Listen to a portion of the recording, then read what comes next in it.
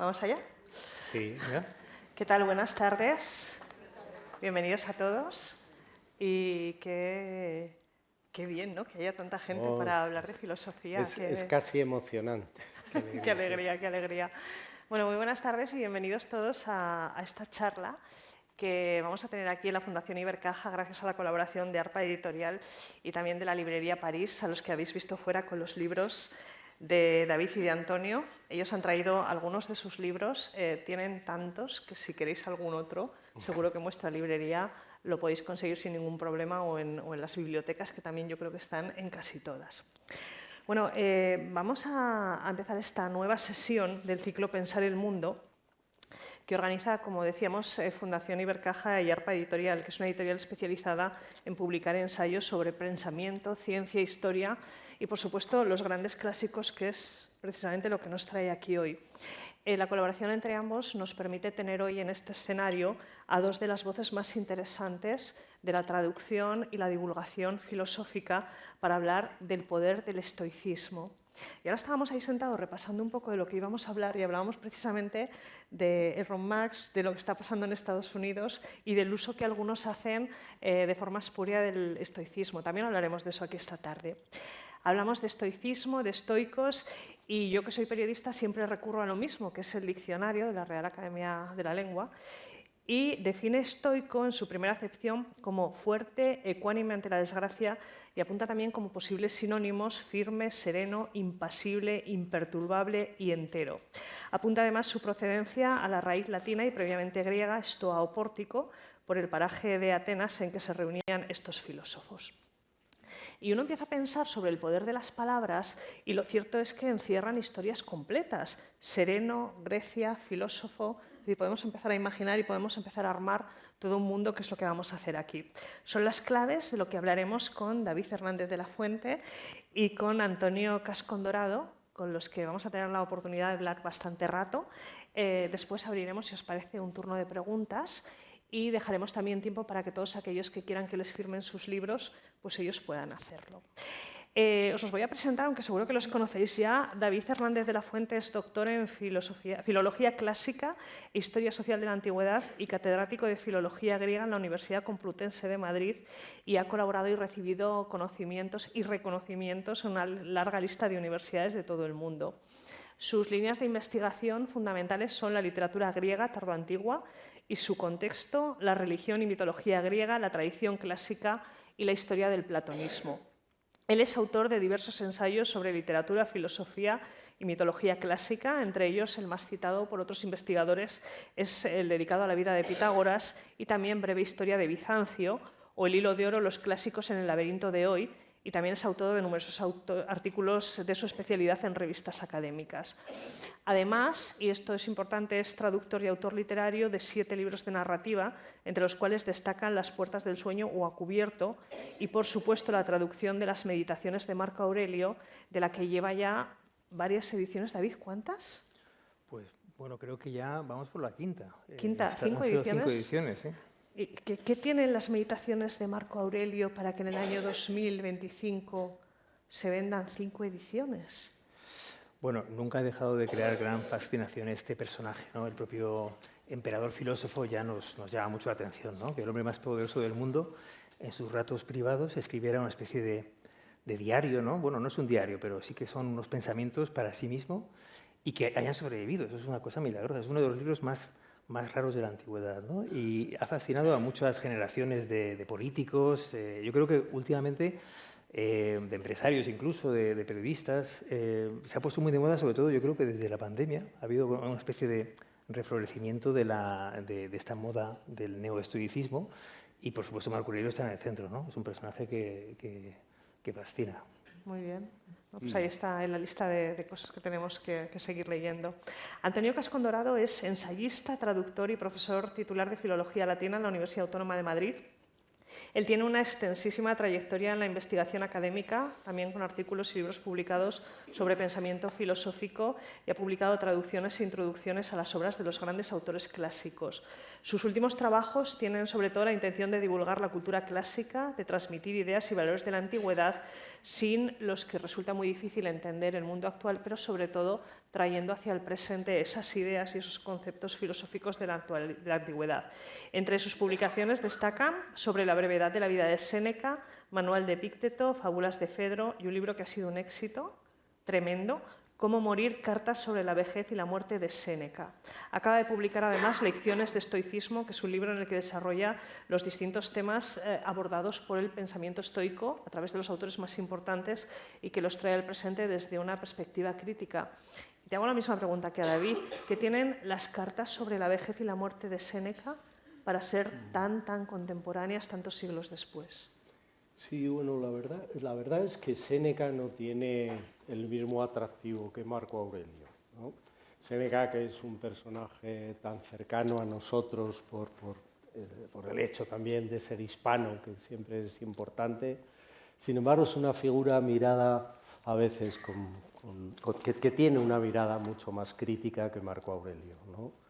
Pero la verdad es que a mí me parece que las cartas a Lucilio en concreto creo que es un libro extraordinario, que tendría que tener muchísimo más renombre, que debía ser más conocido, y sin embargo seguro que la mayoría de ustedes no habrán oído hablar de las cartas a Lucilio, y creo que es una magnífica lectura. Creo que ahí está condensado todo el pensamiento estoico, transmitido de un amigo a otro amigo, se leen con una extraordinaria facilidad y es, bueno, yo creo que tanto, hay que decirlo también, tanto Marco Aurelio como Séneca, aparte de filósofos, eran dos grandes escritores y eso, claro, se nota mucho, ¿no? Claro. Bueno, pues estamos a 23 de enero de 2025. Donald Trump se ha convertido esta misma semana de nuevo en presidente de los Estados Unidos. Reclama Canadá, Groenlandia, el Canal de Panamá. También hace pocos días Israel y Hamás han pactado una tregua más que débil. En Ucrania sigue una guerra que casi nos hemos olvidado ya. Y el último informe del CIS, el Centro de Investigaciones Sociológicas, sitúa los problemas políticos como la principal preocupación de los españoles una vez que ha pasado la Dana. La vivienda, la crisis económica y el desempleo le sigue. La inteligencia artificial y sus peligros, las redes sociales y la adicción a la tecnología, los problemas mentales, entre ellos la depresión, la soledad, sobre todo de los mayores, pero también de los más jóvenes, el bullying, los abusos en los colegios o en las redes, dibujan un panorama que estamos viendo todos los días en las noticias. Y desde las grandes cuestiones internacionales hasta los dramas personales de cada uno de nosotros, vivimos en un mundo francamente difícil y buscamos respuestas. Y muchos echan la vista atrás hacia el mundo clásico para encontrar estas respuestas, porque fueron ahí precisamente donde se plantearon por primera vez muchas de estas cuestiones, o al menos alguien las dejó por escrito. En el mundo clásico se practicaron todas las teorías y sistemas políticos que conocemos hoy, porque entre otras cosas ellos los invitaron, pero además se forjaron historias míticas que responden a casi todos los conflictos morales del ser humano. Vamos a hablar de estoicismo porque los textos que se conservan desde Roma, porque en Roma tuvo la gran pujanza, y nombres como Marco Aurelio, Séneca, Tales de Mileto, Pitágoras, Aristóteles, Sócrates o Platón los estudiamos en el instituto o en la universidad, pero ahora volvemos la mirada hacia ellos buscando respuestas distintas. Y estos dos señores son grandes divulgadores, grandes divulgadores, que venden miles y miles de libros precisamente con traducciones y con explicaciones e interpretaciones de los textos clásicos. Entonces, yo creo que la primera pregunta yo creo que está clara, y es ¿cuál es el papel de la filosofía en el mundo clásico y cuáles entendéis que es el papel de la filosofía en el mundo contemporáneo? David. Bueno, son dos mundos muy separados en el tiempo, como es muy lógico, pero seguimos mirándonos en el espejo del mundo clásico con una asombrosa familiaridad. Es como, bueno, pues si nos miráramos a nosotros mismos, como bien has dicho, realmente venimos de ahí, todo nuestra cultura, la ciencia, la filosofía, la política, ¿no? Viene de este mundo. y los grandes géneros literarios han nacido allí. En fin, todos estos problemas que has descrito, has hecho una especie de descripción de la actualidad, pero vámonos unos 20 y pico siglos hacia atrás. Vamos a 170 de nuestra era. En las fronteras del Danubio están los marcomanos, los cuados, hay una invasión latente ahí preparada para acabar con los romanos. El emperador Marco Aurelio se destaca a la frontera, mientras tanto una peste, una pandemia terrible se expande por el imperio, mata a muchos familiares suyos, caen muertos en Roma muchísimas personas y él tiene que tomar medidas para actuar. A la vez los cristianos en Lyon son perseguidos y hay disturbios sociales.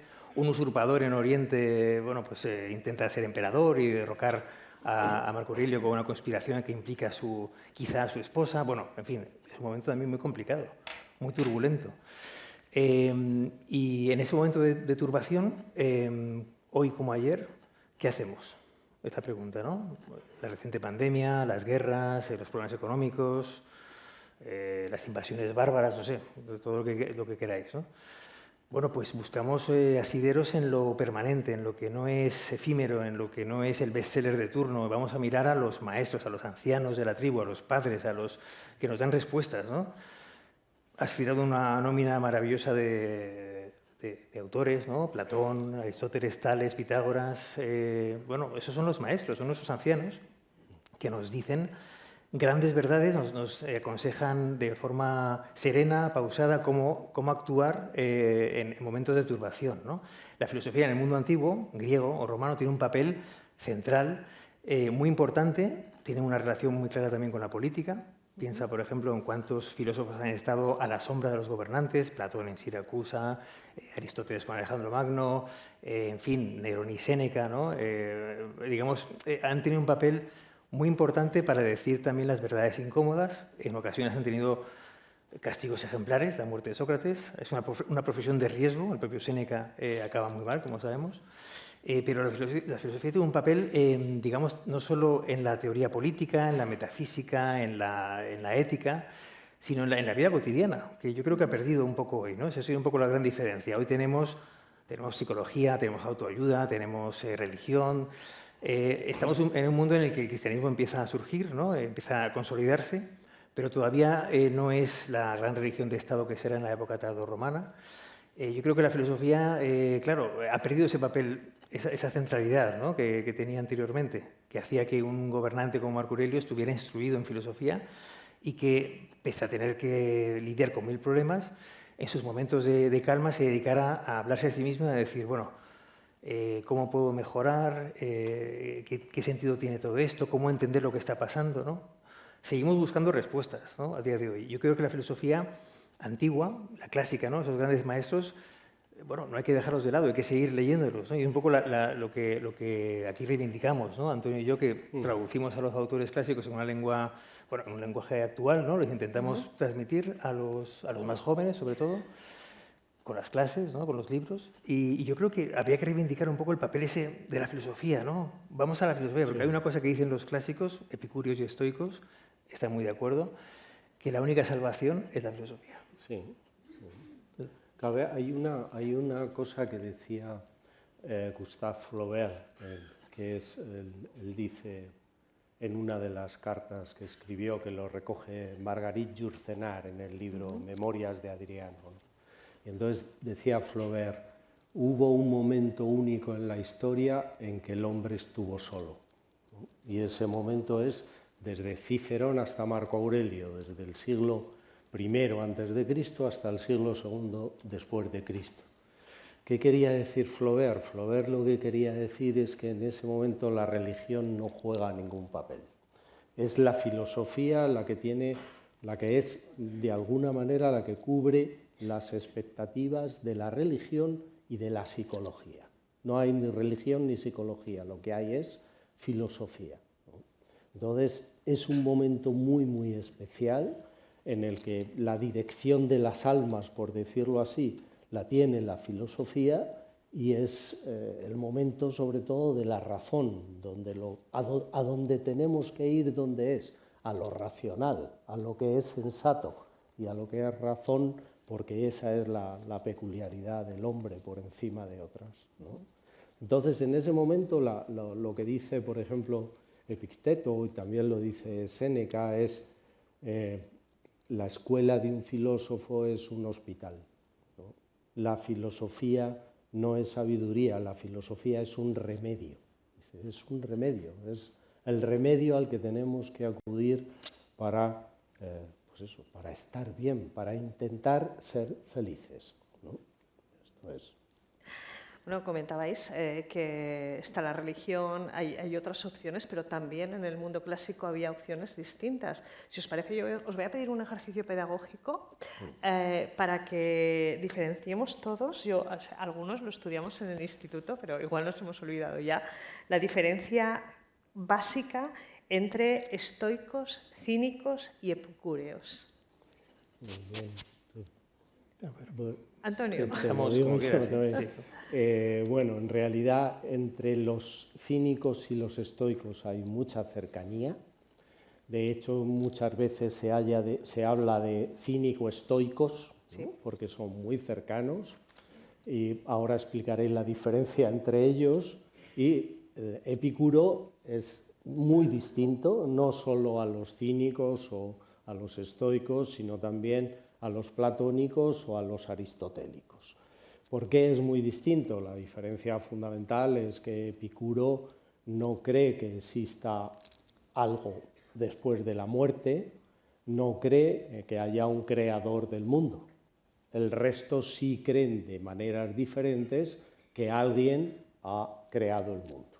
Por lo tanto, la gran diferencia es entre Epicuro, que es atomista, se llama, es decir, él pensaba que el mundo había surgido porque se habían chocado dos átomos o muchos átomos, ¿no?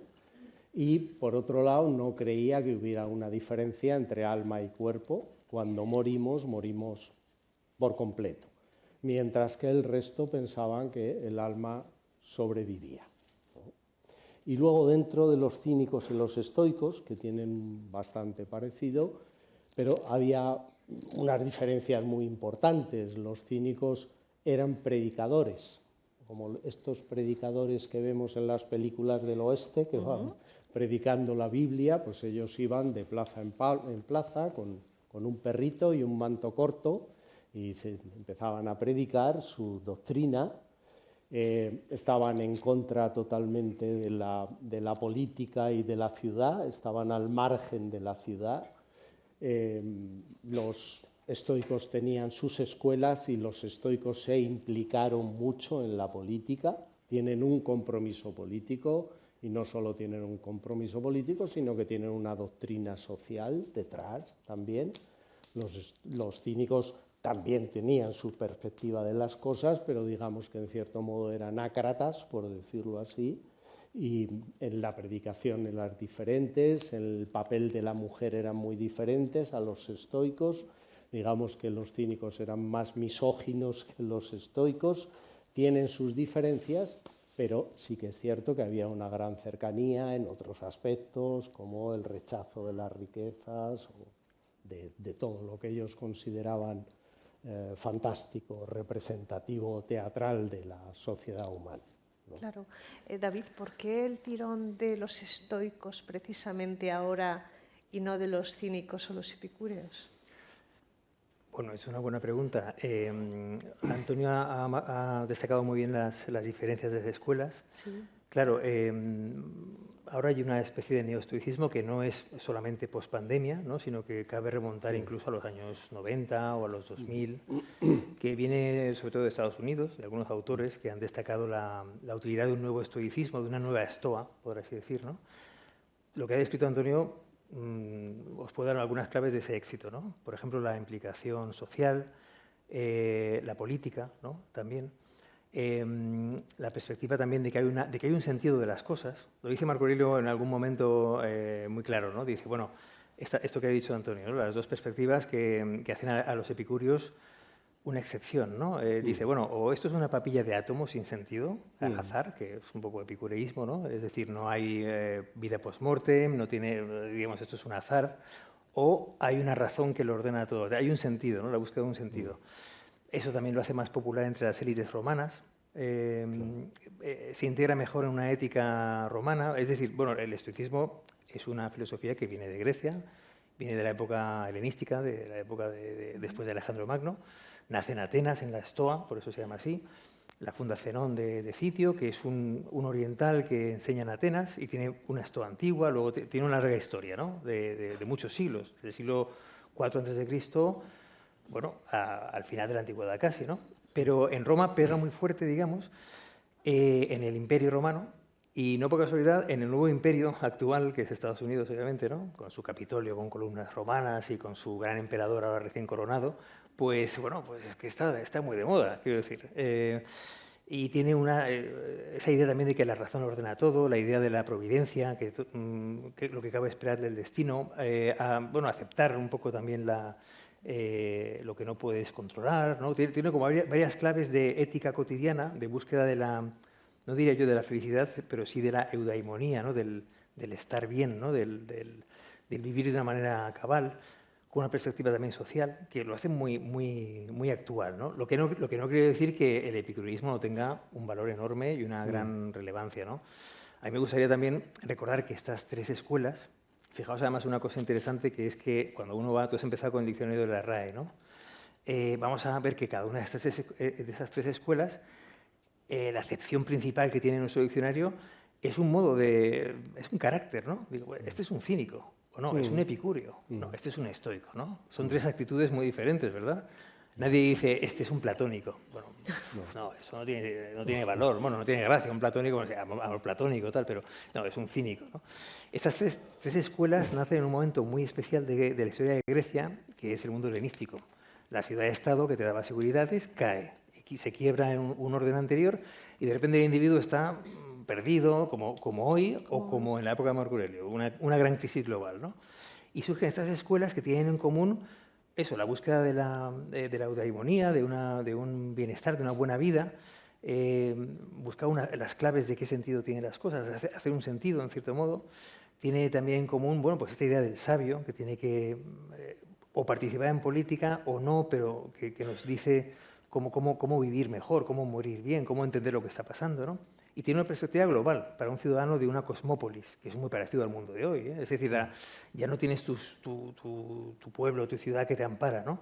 Entonces tiene muchos parecidos con el mundo actual. Es una especie de mundo hiperconectado, con muchas inseguridades, tanto la Grecia tardía, digamos, la Grecia después de Alejandro, como el Imperio Romano, digamos, de Marco Aurelio, ¿no? Hay una película muy conocida, La caída del Imperio Romano, donde aparece Alec Guinness en el papel estelar de Marco Aurelio, ¿no? Que a mí me gusta mucho ese actor, ¿no? Yo me veo a Marco Aurelio casi como este personaje, ¿no? Y es este mundo en el que, bueno, la gloria de Roma se está agostando, ¿no? De alguna manera. Y claro, esto hoy nos atrae muchísimo, ¿no? Yo creo que ahí hay alguna clave de ese éxito. Nos sentimos en un fin de ciclo quizá, nos sentimos agobiados, buscando el sentido. Las escuelas helenísticas están muy de moda. Y bueno, pues quizá nos dan unas claves, ¿no? Hay que ser un poco epicúreo, pero muy estoico, Claro. Y un buen cínico, ojo. Eso es interesante, ¿no? Ya hablaríamos del cinismo, pero el cinismo bueno, el que dice, bueno, defiende Sloterdijk, ¿no? El filósofo alemán y tal, no está mal una dosis de cinismo también, ¿no? Claro. Lo que pasa es que también hay quien hace un uso interesado de los principios o los conceptos estoicos y los manipula como le conviene. Claro. Sí, no, esto por supuesto esta es una de las claves, creo yo. En realidad el estoicismo, bueno, también hay que decir que el epicureísmo tuvo también un florecimiento. Yo recuerdo, fíjate David, de Carlos García Gual tiene un librito de epicureísmo y Emilio Lledó sacó otro también. Ahora, eso es de los años 2000, yo creo, o algo así, ¿no? Pero claro, lo que siempre al final tiene gran éxito es lo que viene de Estados Unidos y de Gran Bretaña, ¿no? Entonces allí es donde está la fuerza de este nuevo estoicismo, que lo que ocurre con el estoicismo es que parece que cada uno toma la parte que quiere, ¿no? Claro. Y realmente el estoicismo en su conjunto, lo estábamos hablando antes de entrar aquí, ¿verdad? Yo os lo comentaba, es una doctrina compleja, es una doctrina muy coherente, pero muy difícil de entender, ¿no? De hecho, Vamos, una de las pruebas es que Epicteto, que tenía una escuela donde iban sus alumnos, pues les advertía y les decía, oye, no vayáis a salir fuera y vayáis a contar estas cosas que estoy diciendo, que nadie os va a entender, ¿no? Claro, ¿qué ocurre? Que si uno toma del estoicismo lo que le conviene, pues realmente lo que queda, eso no responde a la verdad. Comentábamos que tiene ahí ahora una cierta ola, algunos de los grandes empresarios de Estados Unidos, de los magnates, son muy estoicos. Yo no sé qué tiene que ver con ellos, ¿no? Desde mi punto de vista, muy poco que ver, ¿no? El estoicismo en realidad es gracias a él surgen los derechos humanos. Alguien se cree que es del siglo XIX, no es así. Son ellos los que empiezan a decir, Marco Aurelio, el que empiezan a decir hay que ser justos, hay que ser igualitarios, ¿no? Séneca es el que defiende a los esclavos. Musonio Rufo, que es otro estoico muy poco conocido, por cierto, es el primero que dice las mujeres y los hombres tienen que tener la misma educación, las mujeres y los hombres tienen que ser exactamente igual de filósofos, ¿no? Son iguales. Claro, que nadie conozca a Musonio Rufo a mí es una cosa que me asombra en estos días, en estos tiempos que vivimos, ¿no? Particularmente. Así que si ellos realmente son de alguna manera los creadores de esa doctrina de amor al prójimo que influyó decisivamente en el cristianismo, ¿no? Pues evidentemente se compagina mal con esto que yo veo que a veces se está intentando transmitir de hombre fuerte, hombre serio, hombre sereno. Sí, era todas esas cosas y muchas más, muchas más que se omiten, ¿no? Claro. Ya está. Pero creo que esto sí es una de las cosas que a mí por lo menos me molestan más, es esto de tomar solo una parte. Esto es una práctica que se ha hecho con el estoicismo desde época remota, ¿no? Bueno, la filosofía al final es la necesidad o la intención o la posibilidad de dar respuesta a algunas preguntas. La búsqueda del sentido de las cosas. A mí me gustaría preguntaros precisamente por cómo aborda el estoicismo algunos de estos grandes principios, como pueden ser el destino, la providencia, la razón universal, y cómo podemos traer también esas reflexiones a nuestros días, David. Bueno, pues sí, yo decía antes que tenía ese especial eco quizá hoy día, el estoicismo.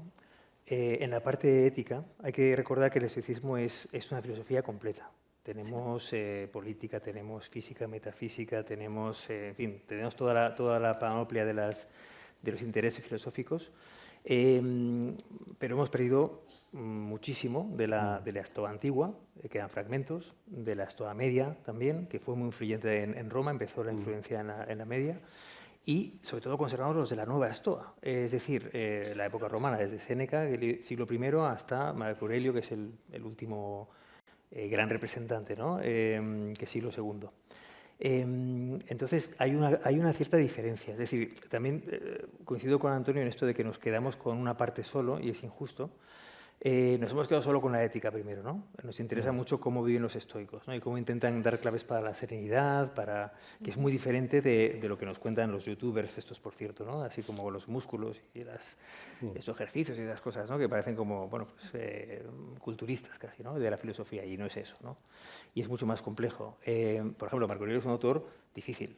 Además está escribiendo un libro, como decía, muy raro, porque ha sobrevivido milagrosamente. Es un libro que escribió para sí mismo y que no estaba destinado a que lo leyéramos. Uno de los libros más raros del mundo antiguo. Y Epicteto es otro libro muy raro porque Epicteto no escribió nada. Entonces me dirás, bueno, y ese libro que está fuera que pone Epicteto, bueno, pero él no lo escribió. Él era el típico maestro, como Sócrates, que solo creía en la palabra, digamos, alada, ¿no? En la oralidad.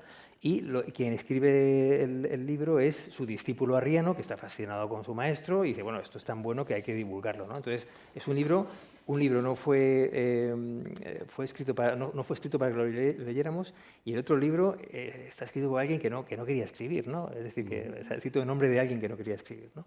¿Y en qué coinciden los dos en cuanto al sentido de las cosas?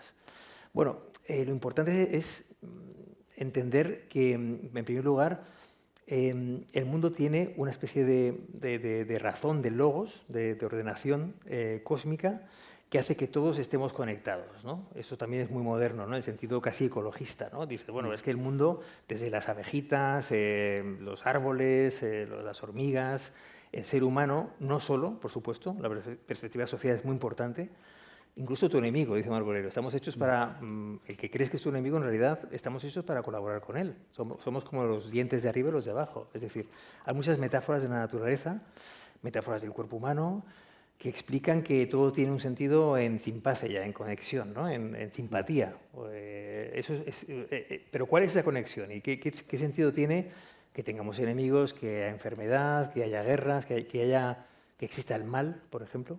¿Por qué existe el mal, ¿no? Dice Marco Aurelio, bueno, esto es el mal, lo has visto muchas veces, lo reconoces claramente, pero ¿por qué? ¿No? Nos escapa a veces, ¿no? Y la idea es, bueno, pues ese logos tiene una especie de música que quizá no entendemos si intentamos no moldarnos a él y luchar contra él. Es decir, no desees que pase lo que tú quieres. Más bien, desea que pase lo que pasa, ¿no?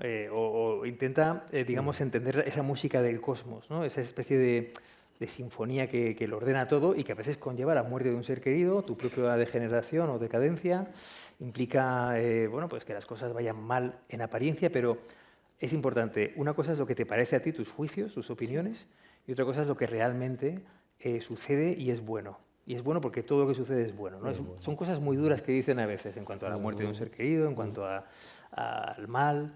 Pero bueno, es esa búsqueda del sentido en una especie de sinfonía o de simpatia cósmica, ¿no? Que tiene, digamos, una especie de providencia que hace que las cosas que tengan que pasar pasen, ¿no? Y que tengas que aceptarlas de buen grado y colaborar con ellas, y colaborar con tus semejantes, y cuidar de su educación y de su bienestar.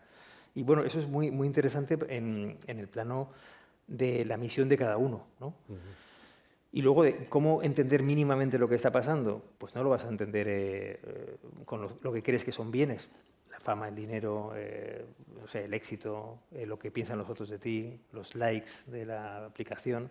No, lo vas a entender más bien retirándote a tu interior y escuchando la voz del poquito de razón cósmica que tienes dentro, que lo llaman el principio rector, ¿no? El hegemonicón, ¿no? El día interior, ¿no? Sí, entonces, por eso la meditación, la vida interior, digamos que la clave está dentro, ¿no? Bueno, son algunas pinceladas, ¿no? Pero por eso, no sé, yo creo que hoy día, pues en un mundo, bueno, hace unos años está de moda el budismo, ¿no? La meditación budista. Sí. Oye, pues qué alegría que esté de moda el estoicismo romano, que es parte de nuestra tradición. Qué alegría que estemos aquí dos profesores, uno de griego y otro de latín, vendiendo libros así sobre estas cosas tan fantásticas en vez de una autoayuda de otro tipo, ¿no? O una especie de, no sé, que no tiene nada que ver con nosotros y que quizás nos ayuda menos. Por eso yo decía antes esto os comentaba lo de buscar a los ancianos de la tribu, ¿no? A los maestros. Esta es nuestra gente, ¿no? Nuestros guías en la antigüedad. Y por eso la fascinación con Grecia y Roma, ¿no? Yo creo que lo vemos todos, ¿no? Que estamos volviendo a nuestros queridos y viejos maestros, ¿no? A pesar de que el latín y el griego están un poco de moda, de repente los leemos mucho, lo cual está muy bien. Se puede intentar vivir siendo estoico, de hecho hay millones de personas que lo están intentando hacer en todo el mundo, pero claro, luego llega el momento de la muerte, que es algo que yo creo que muchos, por lo menos, tenemos miedo a que llegue ese momento. Antonio, tú acabas de publicar Cómo morir, cartas sobre la vejez y la muerte de Séneca, y también el punto de vista estoico sobre la muerte es muy interesante. Sí, es muy interesante y desde luego muy distinto al que tenemos nosotros. Claro, nosotros ahora mismo, y hablo por mí, la muerte no da mal rollo, no hables de eso, ¿no? Es un tabú, ¿no? Mientras que ellos tenían justamente la postura contraria, que es no, hay que enfrentarse a ella. Marco Aurelio era el que decía, hay que mirarla cuando venga con una sonrisa, ¿no? Hay que mirarla con una sonrisa y no tenerle miedo. Ellos decían, la muerte no es un mal y la vida no es un bien, ¿no? Y esto está muy entrelazado. Es decir, ellos pensaban que la vida como mucho era una oportunidad para hacer el bien, pero no un bien. Y la muerte no era un mal.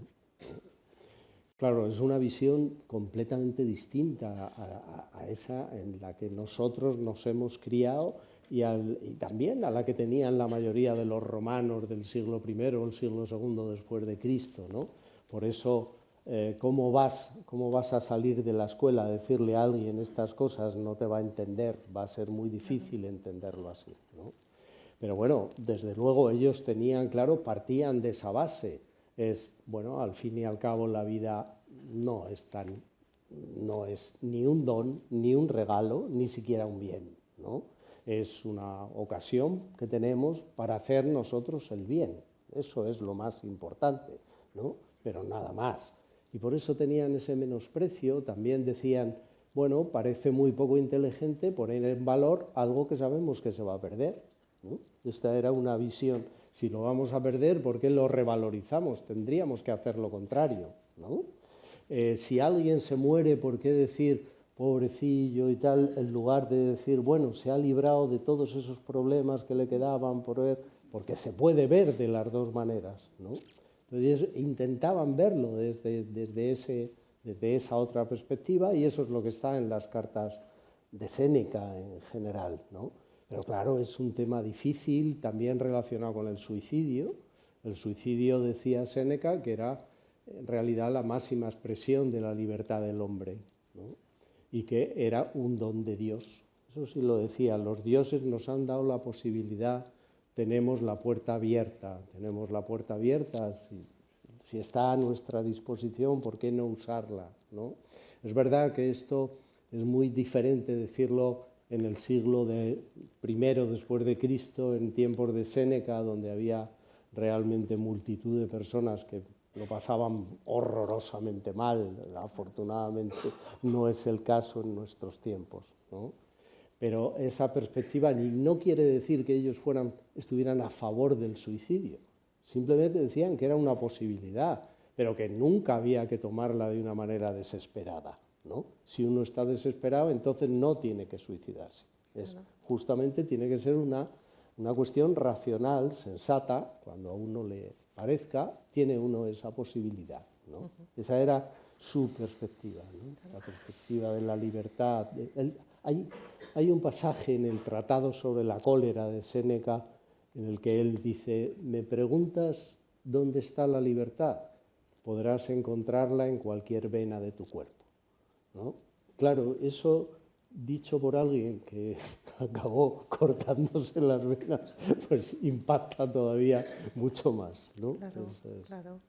Fíjate, esto tiene que ver también con algo que comentaba antes David, que es la gestión de las emociones, la templanza, que quizás sea una de las partes del estoicismo que más se ha utilizado a la hora de trasladarlo al mundo contemporáneo y a lo que más se están agarrando distintos divulgadores fuera de vuestro perfil, de los que hablábamos también antes. ¿Qué hay de cierto? ¿Cuál es el mensaje? Es decir, ¿qué podemos de verdad coger de la práctica de la vida interior, de la doctrina estoica, y llevarlo a nuestros días? Bueno, pues todos tenemos la posibilidad de, como decía Marco Aurelio, refugiarnos en nuestro interior, ¿no? Hay un pasaje muy bonito en el que recuerda, bueno, qué obsesión esta de comprarse una casa en la playa, en la montaña, de irte a un refugio campestre, cuando tiene la posibilidad siempre de ir a tu interior y intentar escuchar bueno, esa voz del silencio, ¿no? La filosofía es una práctica también que se asemeja a un ejercicio espiritual, ¿no? Hay muchos estudiosos de la filosofía de este periodo, justamente, estamos hablando del siglo II. Bueno, el cristianismo está ya triunfando, de hecho, ya hay primeros textos de autores muy importantes. Bueno, Pierre Hadot, por ejemplo, un famoso estudioso francés, estudia la filosofía antigua como esa especie de práctica de, bueno, sí, de vida interior, de ejercicio espiritual. Y esa, bueno, pues la gestión de las emociones precisamente es bueno, pues aislarse de esas pasiones, ¿no? Ellos hablan de las pasiones, ¿no? Comentaba Antonio esta obra de ira, ¿no? Sobre la ira de Séneca. Las tragedias de Séneca son muy interesantes. Las tragedias que dedica, por ejemplo, a Medea, un personaje poseído por las pasiones, ¿no? Por el amor, por el despecho, los celos, qué hacer, ¿no? El baluarte que tienes en el interior te permite acallar esas voces que te están gritando, que te están causando un ruido excesivo y te están haciendo caer en el error, digamos, en las pasiones más negativas, y entender bueno, que esa música interior que puedes escuchar en tu principio rector puede ser el mejor remedio, ¿no? Digamos, por eso, en fin, el libro de Marco Aurelio, que es curioso, porque no es un libro, como decía antes, no fue escrito para que lo leyéramos, ¿no? En realidad no se llama Meditaciones, ¿no? Es curioso, es un libro que tampoco tiene título, ¿no? Se ha transmitido, bueno, de repente el libro se escribió seguramente en los 10 años que estuvo Marco Aurelio en la frontera, peleando con los bárbaros, con sus tropas. Murió ahí, en las fronteras del imperio, en la zona del Danubio, y el libro de alguna manera desapareció, ¿no? Siglo II, estamos hablando, finales, ¿no? Bueno, pues 6 siglos más tarde reaparece en el Bizancio medieval, lo encuentra un obispo y lo empieza a copiar y a transmitir, tal. No sabemos muy bien esta historia de este libro, y lo transmite con un título que es para sí mismo, ¿no? Eis heauton en griego, ¿no? Para sí mismo, que está traducido normalmente como meditaciones, pensamientos, soliloquios, pero es esa idea, esa práctica del estar con uno mismo. ¿Y cómo lo hacemos hoy? Mi pregunta, bueno, ¿cuánto tiempo dedicamos a estar con nosotros mismos? Digamos, sin el móvil, sin la tele, sin la familia, sin los amigos, y estar con nosotros mismos y además no pensando. Lo interesante es acallar el flujo del pensamiento, ¿no? Acallar el flujo de esos pensamientos que te turban y que crean como unas turbulencias, unas disrupciones, esas emociones lo que crees que van a pensar de ti, lo que te interesa, lo que vas a hacer mañana, lo inmediato. Y reducirte a ese punto, a ese grado cero de pensamiento, digamos, latente, en silencio. Bueno, esa es la práctica de la meditación de la que sale este libro, que es un libro muy extraño, no es un libro, como decía. Y bueno, hoy día pues hay mucha gente que practica meditación. De alguna manera, en el mundo antiguo hay indicios de meditación también en Platón, por supuesto luego en Plotino. Plotino es un gran místico, también en ese sentido, de la vida interior, de refugiarse en esa torre interior, ¿no?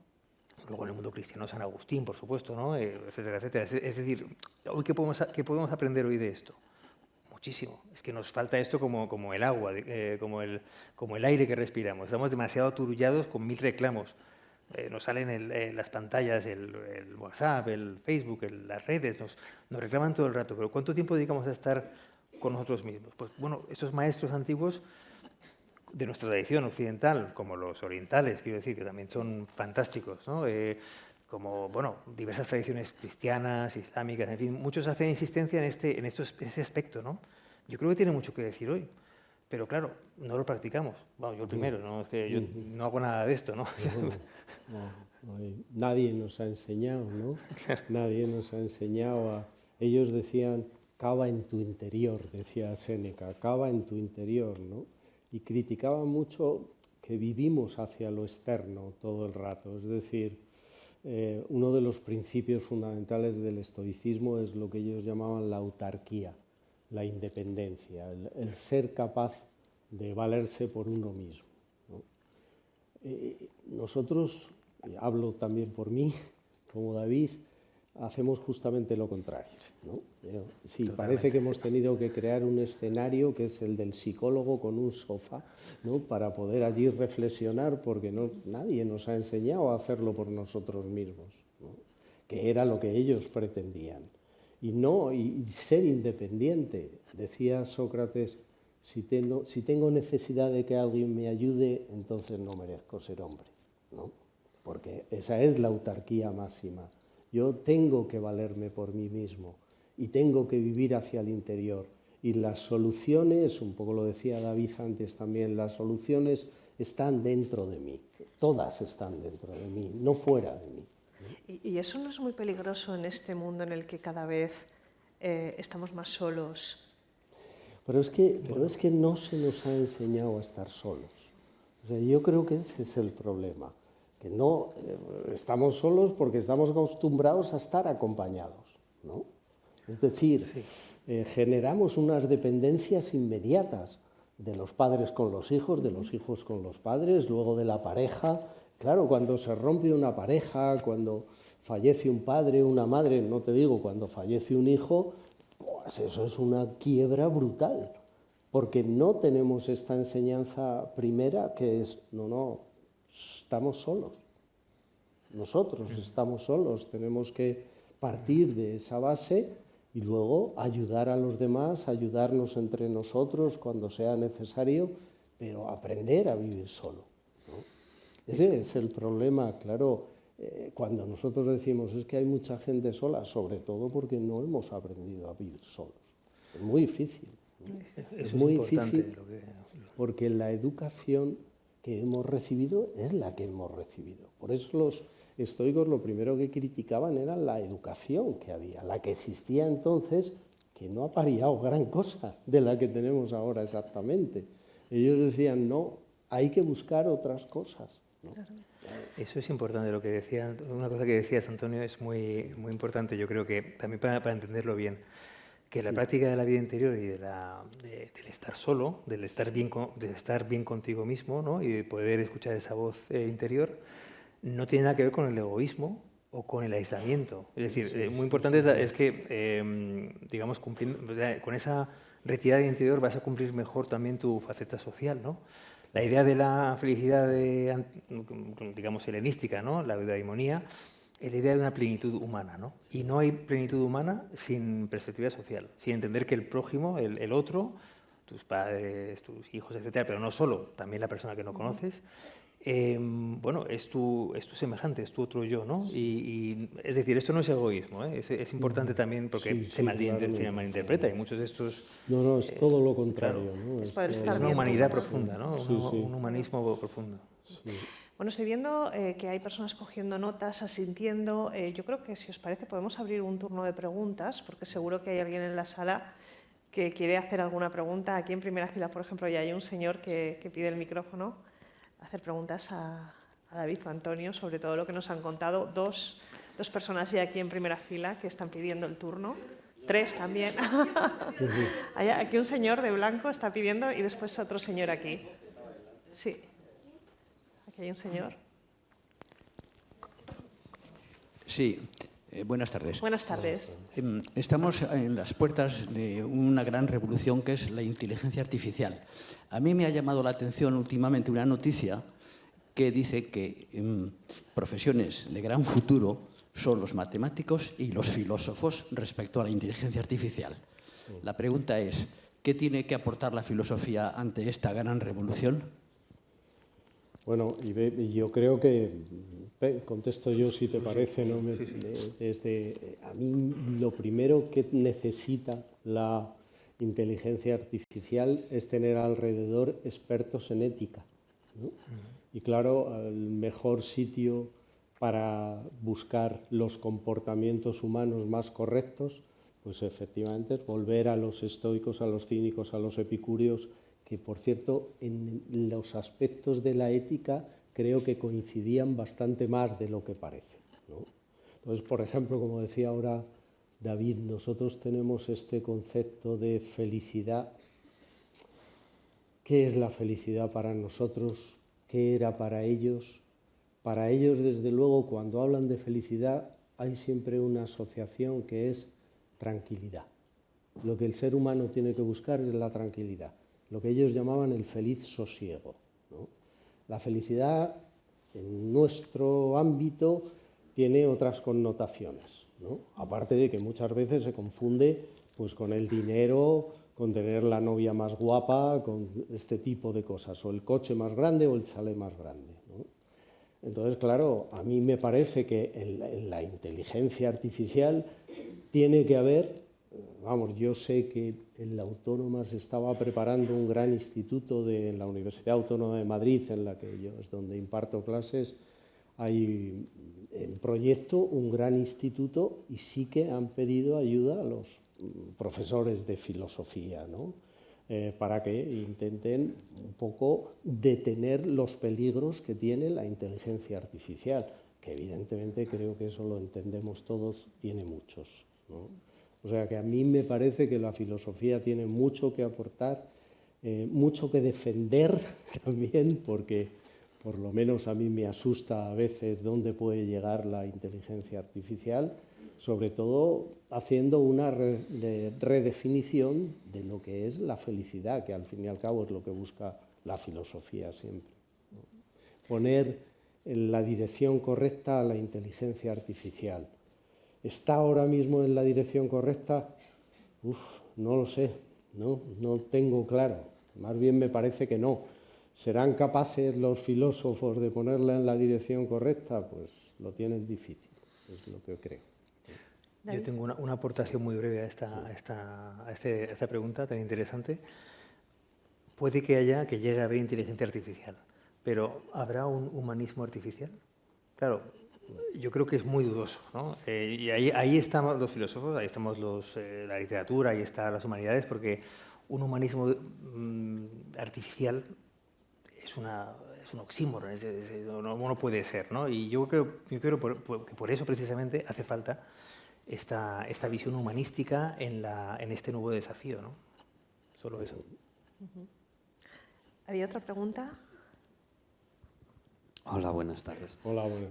Me interesa la influencia de la cultura griega y romana en el nacimiento del budismo, que nace en el cambio de era cuando había griegos por ahí. Ya sabéis, el reino indogriego que nació de Alejandro y los contactos comerciales con Egipto, etc. ¿Tenéis información de si se ha estudiado la posible influencia del estoicismo en la doctrina budista? Porque hay muchísimos puntos de contacto. El demonio el dios interior, la ataraxia, la búsqueda de la paz mediante el pensamiento, la sabiduría, la meditación, el silenciamiento del alma, etcétera, etcétera. ¿Hay investigaciones profundas sobre eso, sobre esa posibilidad? Son coetáneos.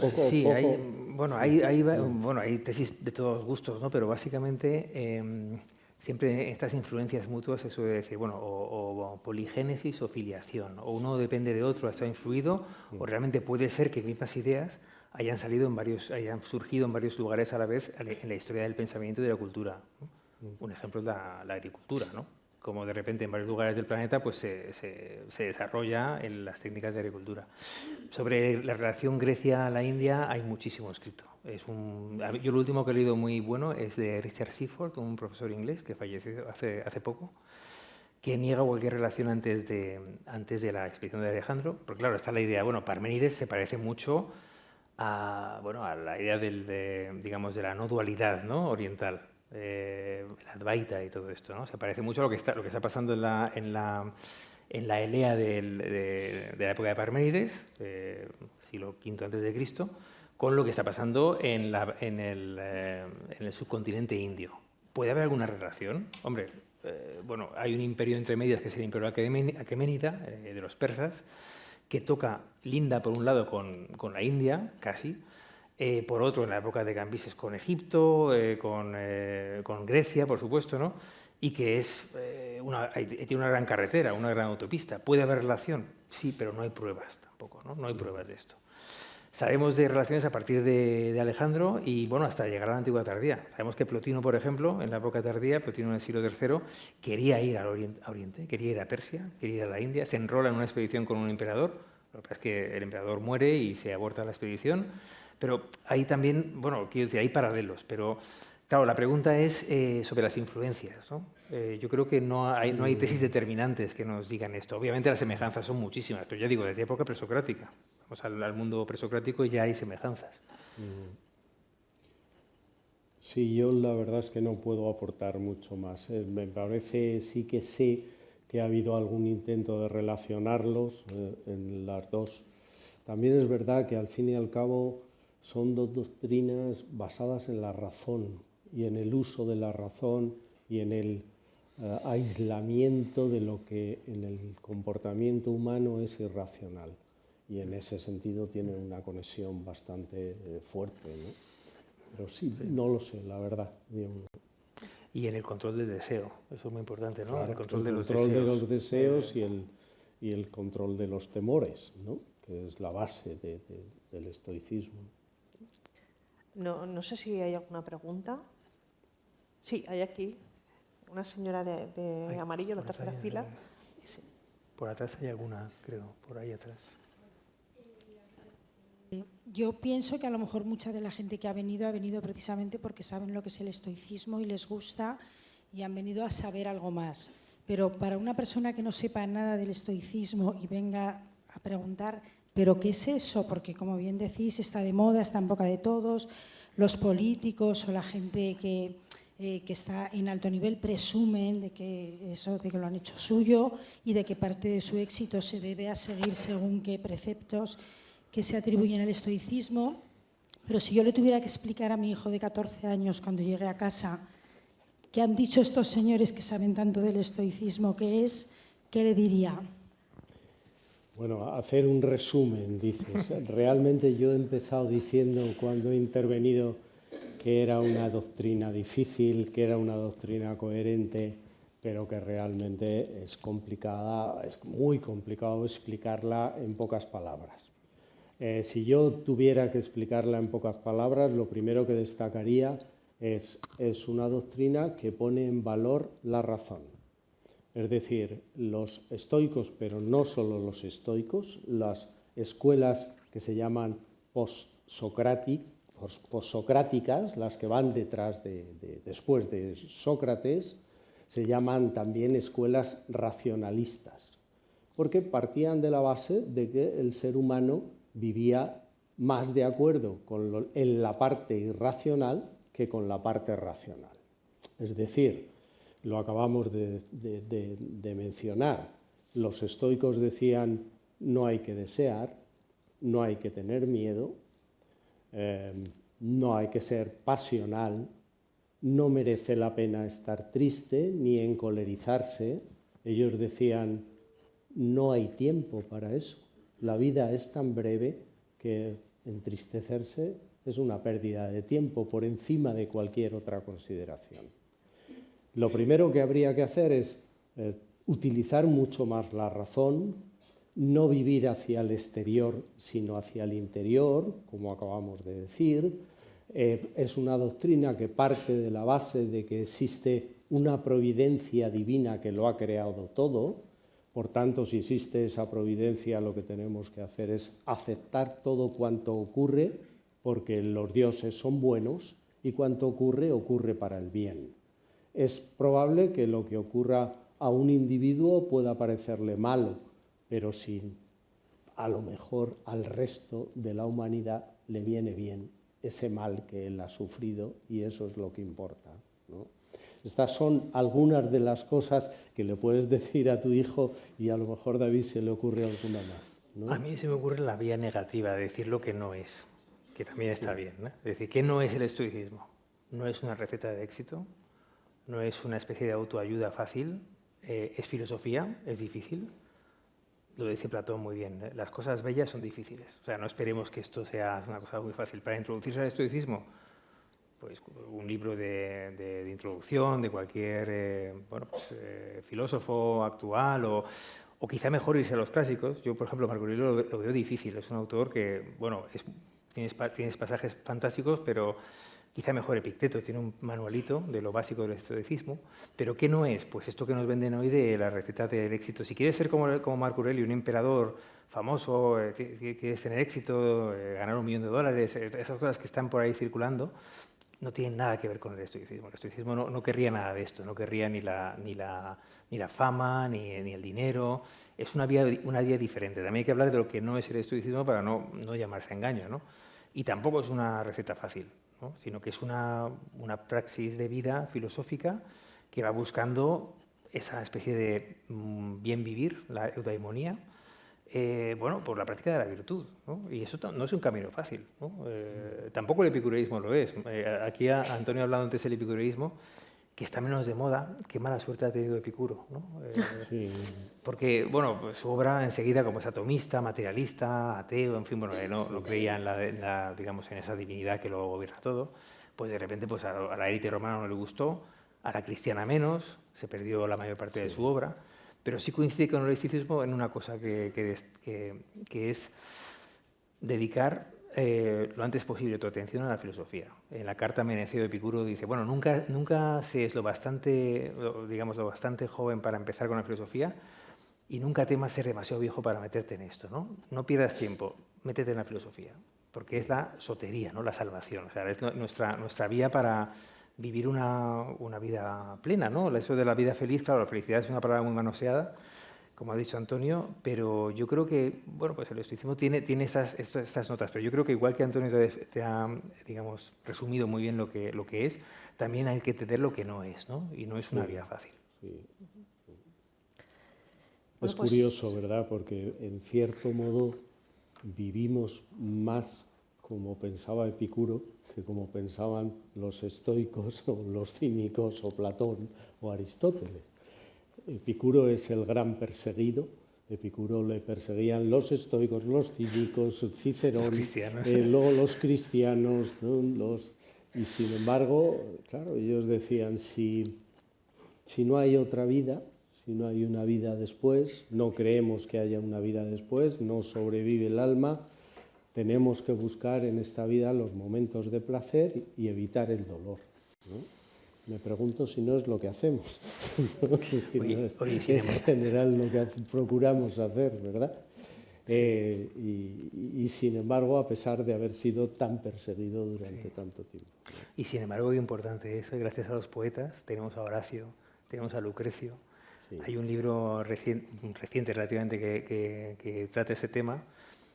Claro, Lucrecio, cuando se reencuentra el poema de Lucrecio de Rerum Natura en el Renacimiento y se empieza a divulgar, bueno, el Renacimiento, en el tardo medievo, provoca el Renacimiento. O sea, leer eso de repente cambia la mentalidad y pasamos de ser una edad media teocéntrica y tal a ser, bueno, digamos que el epicureísmo tardío, romano, reencontrado, provoca el Renacimiento, ¿no? Es una cosa, es un libro se llama El Giro, de Stephen Greenblatt, un libro estupendo.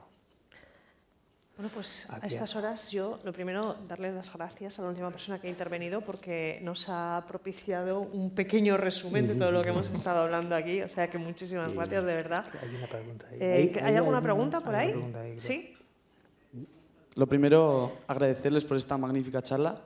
Y yo quería preguntar si hay alguna idea o ideas que marca la diferencia entre el pensamiento oriental del occidental y si en la antigüedad, los griegos y los romanos, por ejemplo, tenían esta misma idea que tenemos ahora de lo que es Oriente y Occidente.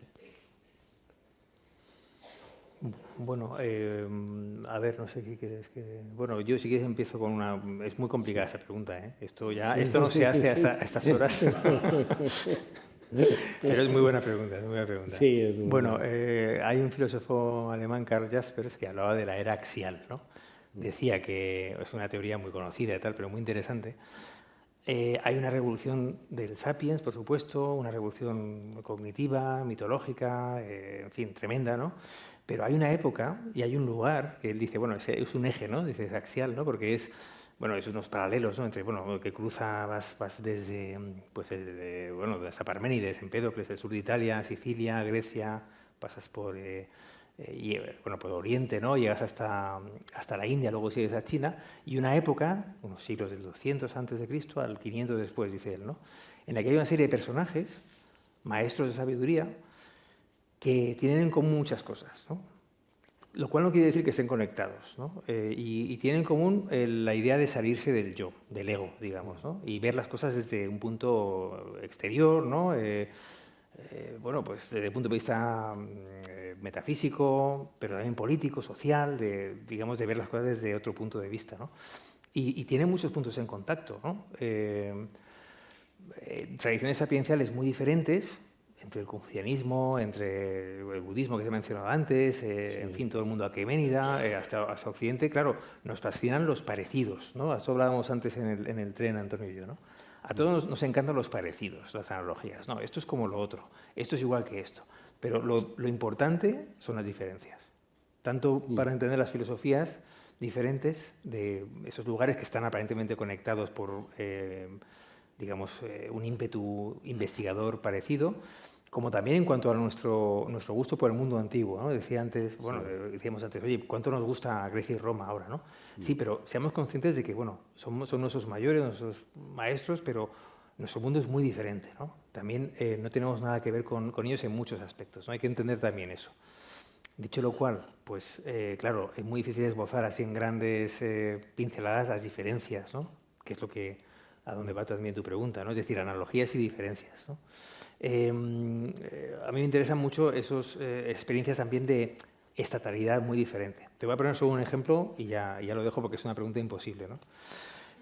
Muy interesante porque las preguntas imposibles son las que nos dan en clase para irnos luego al bar, ¿no? Que es lo suyo ahora también. Pero bueno, hoy imposible. Pero un solo ejemplo. La retórica. Un arte fantástico.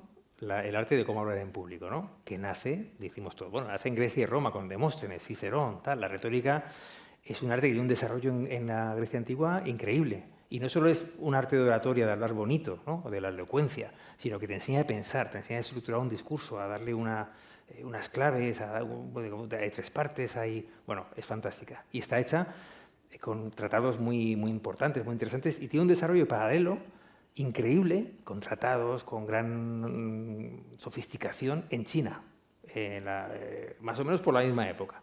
Pero claro, son enormemente diferentes. Solo 2 notas. El orador griego o romano se pone aquí como estoy yo, ante bastante gente, o más o menos, jueces, políticos, quien sea, o simplemente ciudadanos, intenta convencerles de algo o contarles algo. Sobre todo persuadirles de algo. El orador chino y toda su técnica retórica con 1000 tratados y 1000 trucos y estratagemas, solo tiene que convencer a uno, al emperador. Y le va el cuello en eso, porque si no le pueden cortar la cabeza, ¿no? Hay una retórica china increíble, con técnicas paralelas, pero la diferencia es que en vez de convencer a un auditorio, tiene que convencer solo a su majestad imperial, ¿no?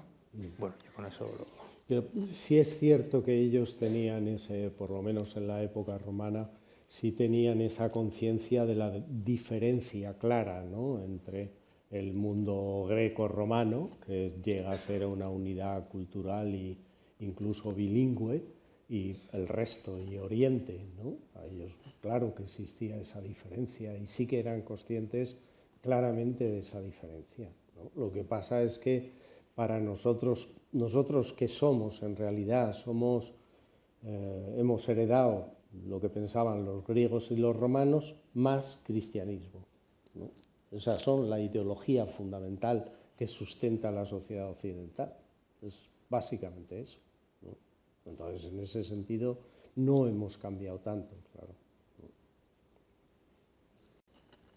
Hay una última pregunta. Bueno, aquí hay una pregunta y hay otra. Sí.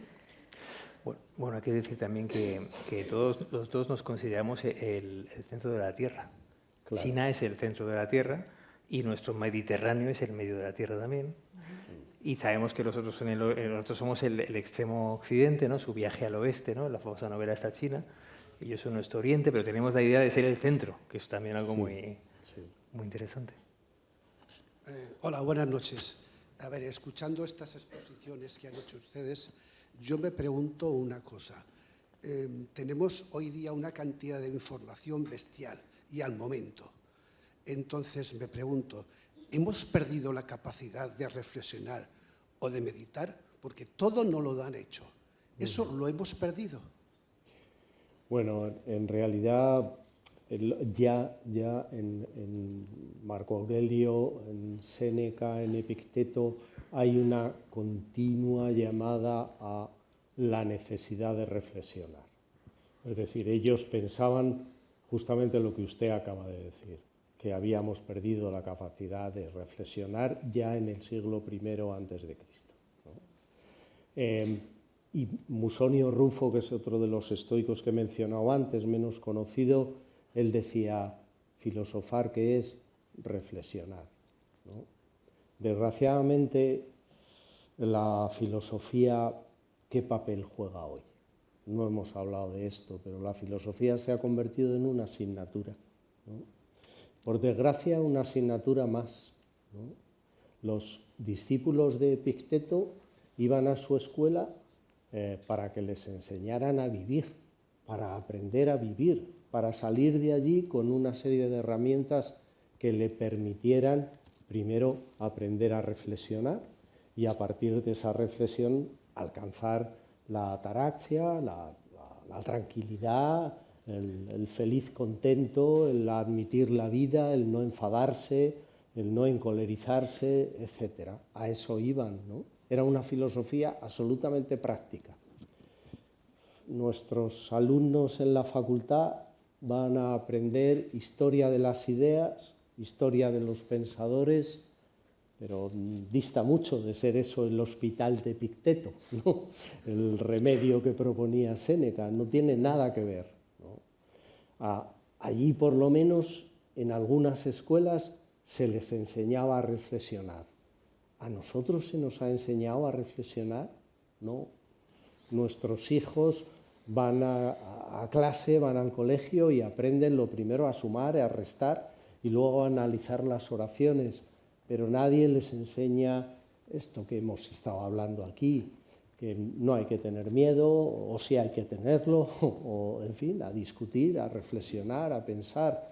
Nadie les dice te enamorarás a una determinada edad y el amor correspondido prácticamente no existe, es un 10%, creo en los cálculos más optimistas, así que te van a partir el corazón, prepárate, no tiene importancia, nadie nos enseña eso, ¿no?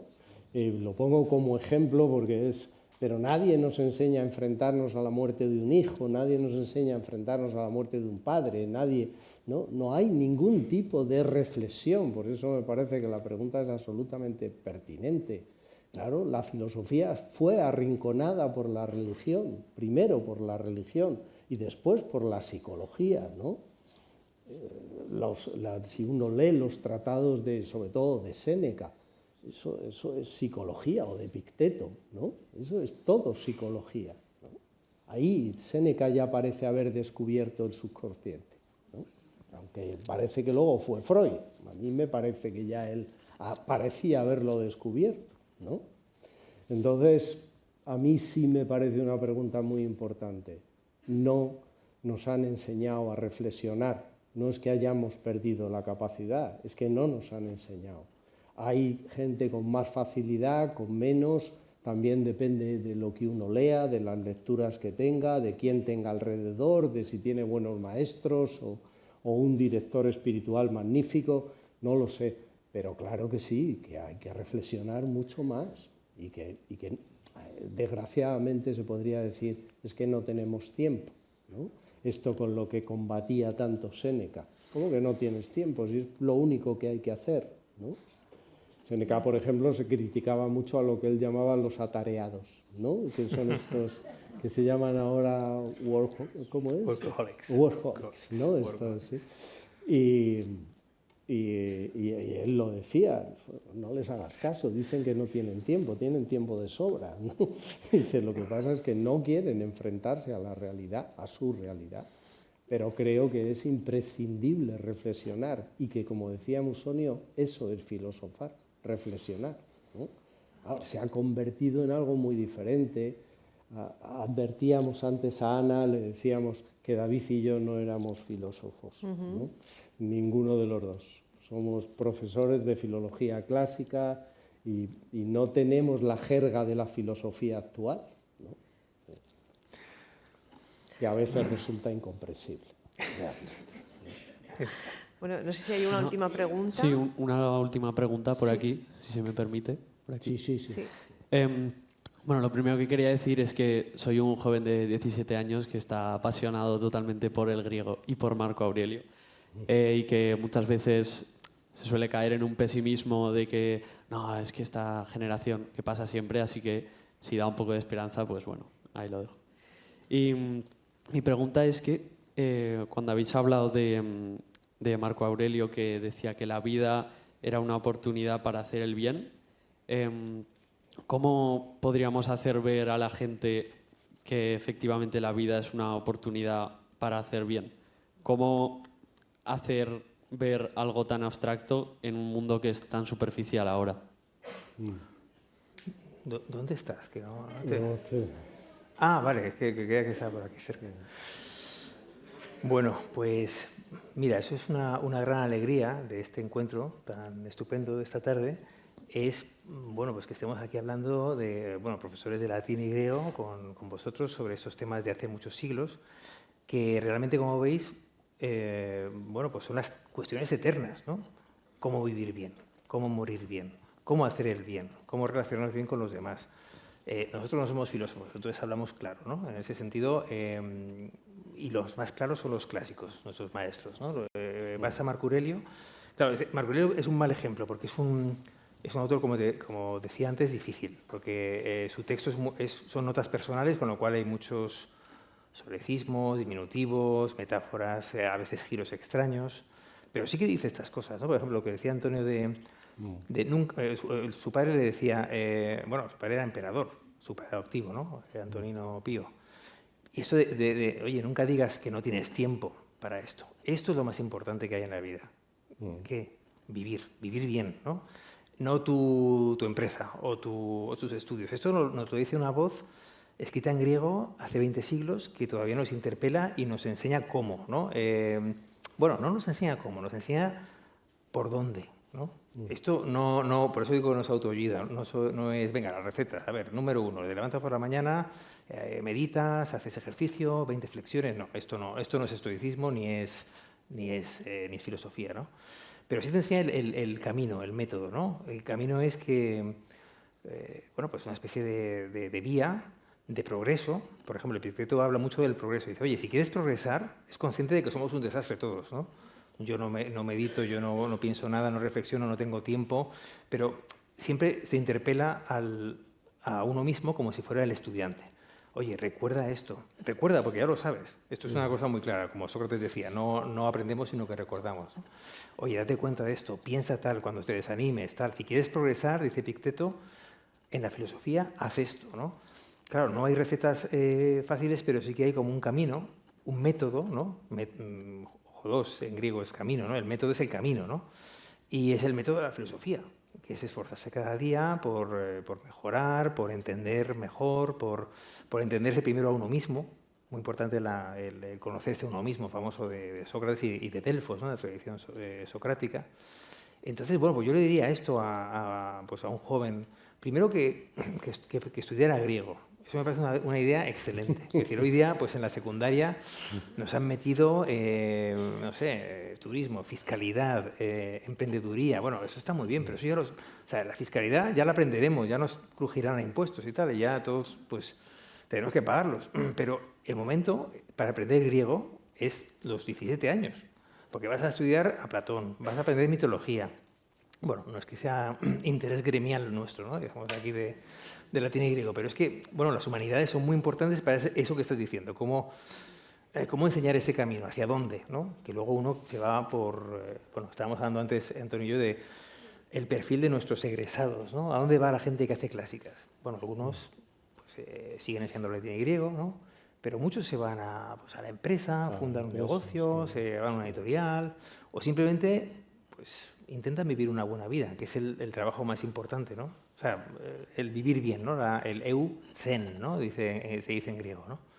Y eso es una gran enseñanza. Yo creo que ahí simplemente es un dedo que apunta a una dirección, que es el camino, ¿no? Digamos, bueno, una vida sin ese esfuerzo no merece la pena vivirla, nos dice Platón. Bueno, por boca de Sócrates o Sócrates-Platón, ¿no? Y esa es un poco la contestación a esta que yo sugeriría, ¿no? Por eso merece la pena dedicarse a la filosofía, ¿no? Y ellos decían siempre lo de ayudar a los demás, ¿no? Esta es una constante, creo que es Marco Aurelio, dice, cuando llegue la muerte quiero que me pille ayudando a alguien, ¿no? Y Séneca decía que el provecho de esa acción está en la propia acción y que el más beneficiado es quien la hace, ¿no? Y ciertamente, si uno se fija en las personas que están dedicadas a ayudar a los demás, son muy felices. Sí, Entonces, mi experiencia, lo que yo conozco, son particularmente felices, ¿no? Así que creo que ese es un buen camino. Bueno, pues yo creo que con esta reflexión nos Sí, quedamos. venga. Sí, Hola. por favor, Sí, sí. Yo quería preguntar ya quizá como... Le traen el micro ahora mismo. Sí.